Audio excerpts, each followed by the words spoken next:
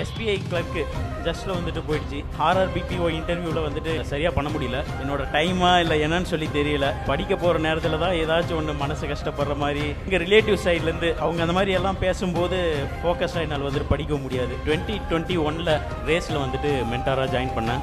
அதுக்கு முன்னாடி வரைக்குமே என்னோட லைஃப்பில் வந்துட்டு நிறைய ஸ்ட்ரகிள்ஸை வந்துட்டு பார்த்துட்டேன். எனக்கு வந்துட்டு வேலூரில் வந்துட்டு ரேஸை விட்டால் வேறு எதுவுமே தெரியாது. மார்னிங் வந்துட்டு ஒர்க்குக்கு போனேன்னா ஈவினிங் ஸ்ட்ரெயிட்டாக ரூமுக்கு தான் வருவேன்.